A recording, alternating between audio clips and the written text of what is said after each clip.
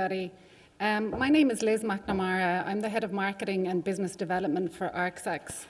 We've been working with the Open Data Hub and the Autostrada del Brennero since early last year, initially on a data sharing basis, and now we are finalising the contracts for a study to understand the potential of alternative fuel demand on the Access-Brenner corridor. So I'm delighted to be here with you today to share information about ArcSex as a company, to share information about the work that we are doing and the role of the Open Data Hub. But first, a little bit about us. ArcSex is based here at Noi Tech Park in Bolzano.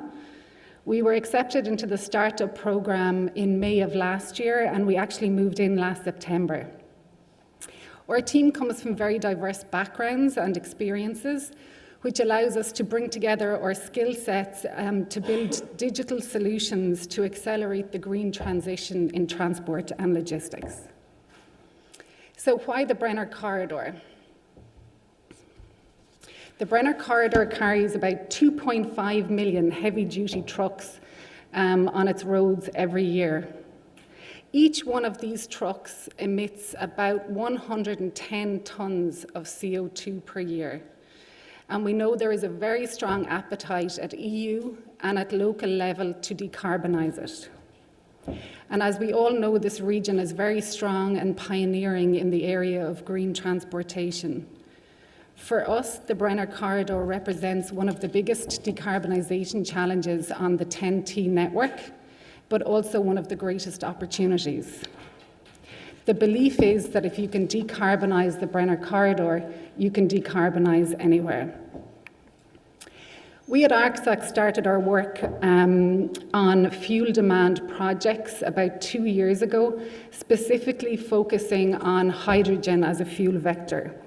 Working with the province of Bolzano, who co-funded the project, we aimed at finding the minimum number of refuelling stations that we could put in place to cater to the greatest target market. The result was a recommended 2 or 3 station approach that would be capable of reducing emissions by about 150,000 tonnes per year. In the meantime, there have been a huge number of changes in the market.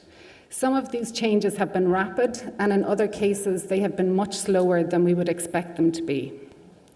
The EU confirmed in February its targets for reducing the emissions on heavy-duty vehicles. They want to have by 2030 a 45% reduction in emissions, by 2035 a 65% reduction, and by 2040 a 90% reduction. However, there are barriers to this transition. If we look at the transportation companies who own and operate all these heavy-duty vehicles, about 30% or 35% of their operating costs are spent just on fuel. So if you're an average-sized business and you have 50 trucks in your fleet, that's a fuel bill of over €2.5 million a year. On top of that, the cost of the battery electric and fuel cell trucks is about 4 times the cost of buying a diesel truck today.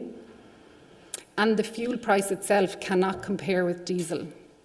And as we all know, there is still insufficient green refuelling infrastructure and an insufficient supply of green energy. At the same time, other things going on in the market include the changes that are happening in refuelling infrastructure itself. The EU estimate that by 2050 there will be 43% less refuelling stations in Italy and across the whole of the EU. This will be primarily driven by the number of vehicles that will convert to battery electric, mostly private cars and smaller vehicles. Because charging time takes quite a while, the majority of this charging will be seen to be done either privately in somebody's home or at their place of work. Therefore, there will be a smaller requirement to have the same number of refuelling stations opening and operating. Strategic geospatial planning and demand prediction are key to getting this right in the future. In ArcSex, we work a huge amount with telematics, and telematics basically tells a story. So if we look at the picture here on the left, we can see the telematics from one heavy-duty vehicle and where it travelled in the period of 1 month. On the right-hand side, what we have done is we have layered upon that all of the refuelling stations in this part of northern Italy. And I ask you a question now.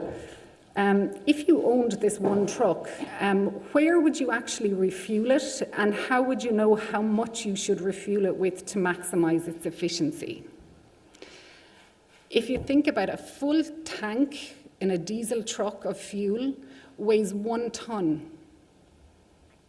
So I'll put that into perspective. 1 tonne is the same weight as 10 full-grown men or a great white shark.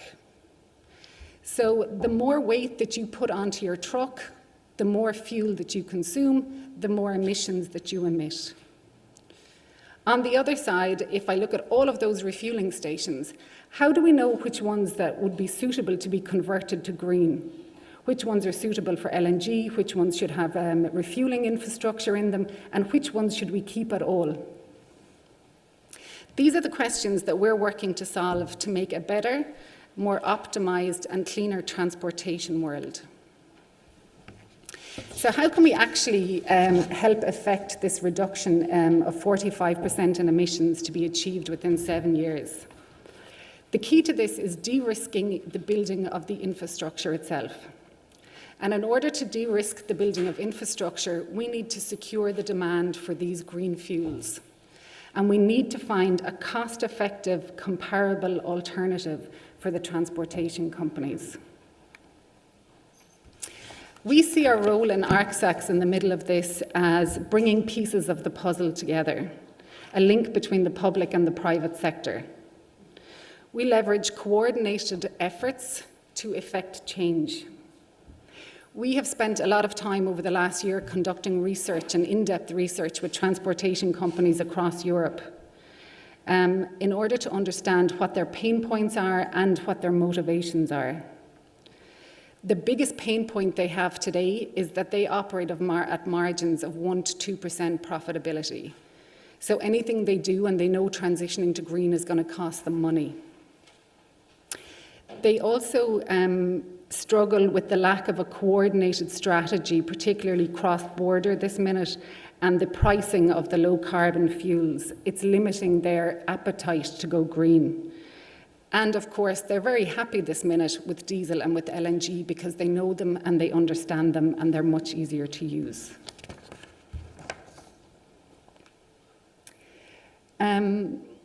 We have been working with the Autostrada del Brennero and also the H2 Brennero Consortium as a background to this project, which is currently being signed off.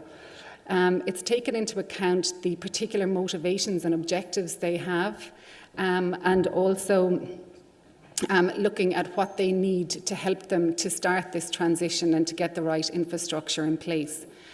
ArcSax is looking to solve the current yet unknown demand prediction of clean energy on the Brenner Access Corridor. We take a data-based approach to demand modelling, and we work with a team of highly experienced transportation modellers in order to do this. Our primary focus on this project is going to be looking at the demand of green and clean fuels over the next 5 years on the Brenner Access Corridor, with an extended forecast out to 2032.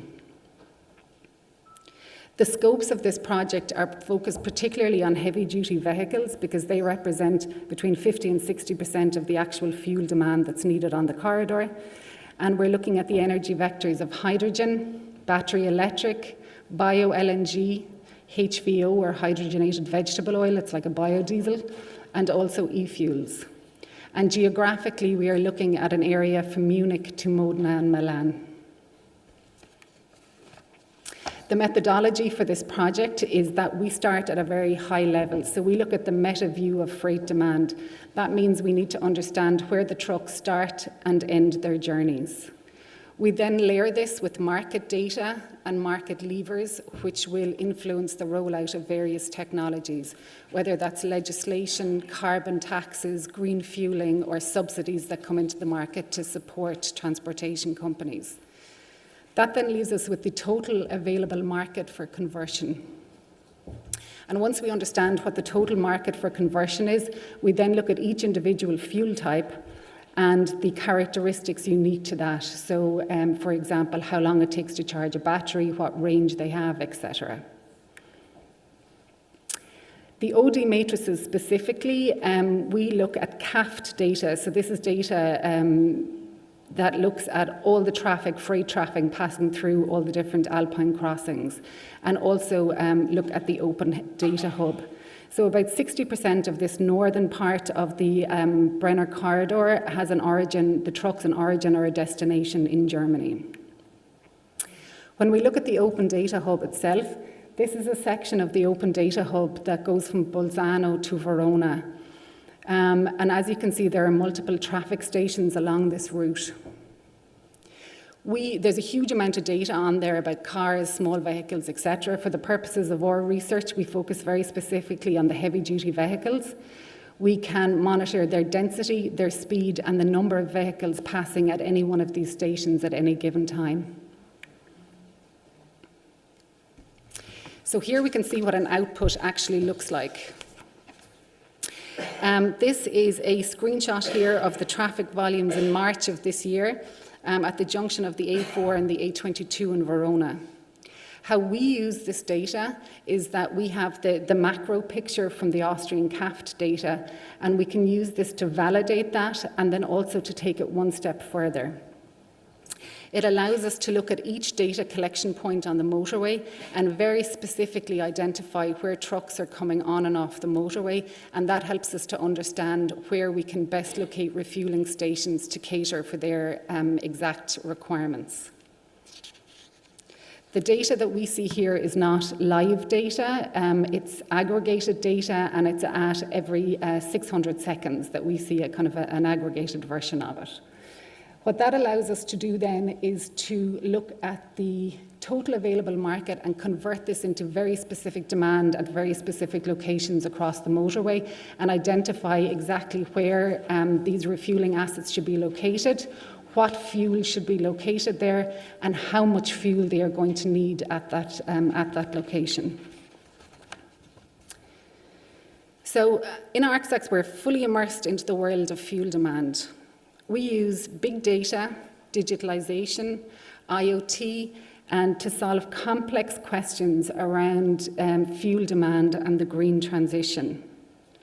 This will allow us to achieve our ultimate goal of a low and zero carbon 10T freight network.